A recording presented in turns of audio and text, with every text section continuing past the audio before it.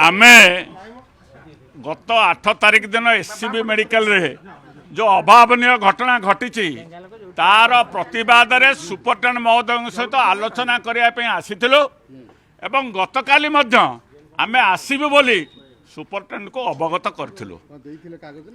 पूरा आमे आमर चिट्ठी देइथिलु, चिट्ठी मध्य से रिसीव करथिले, किंतु दुख परितापर विषय आज जो 12टा बेले आमे समय देथु आसिलु से नहांती, से पलायन पंथी होइछन्ति, से लुचिछन्ति, से डरिकी लुचिछन्ति लोक को सामना करने ससाहस नाही। कारण मेडिकल जहाँ घटुची जहाँ गणमाध्यम देखौछन्ति ता संपूर्ण भाव में सत्य घटना उपरे आधारित। निश्चिंत मेडिकल ऑलरेडी बदनाम हो सारा एससीबी मेडिकल वर्तमान सारा राज्य रे भारत वर्ष रे जो सुनाम अर्जन करथिला ताकू एई भलिया केते जण कुचित कदाकार ऑफिसर जी वर्तमान सुपरटेंडेंट अच्छे तांकर भलिया लोक आकू बदनाम कर सारे।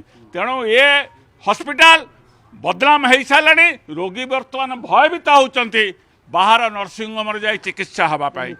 मुख्यमंत्री स्त्री आसुचंती सेतबळे सुपरटेंडेंट आरंभ कर एडीएम गेट मुहरे हाजिरा मारुचंती एवं तांकर किमिति उपयुक्त चिकित्सा हबो सेतिपई से दायित्व नौचन। साधारण गोटे रोगी की डाक्तर देखिबा पई जाउना।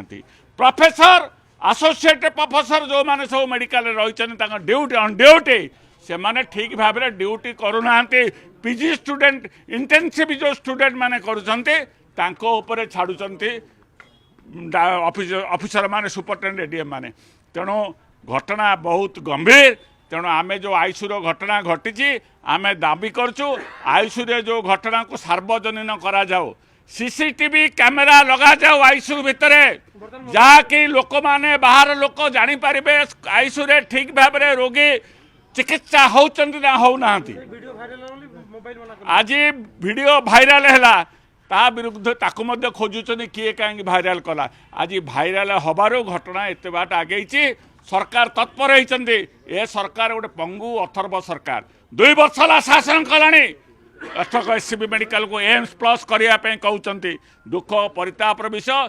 एम प्लस कौन हम ये बर्तमान अधोगति निम्न गति होची कटक एससीबी मेडिकल कॉलेज।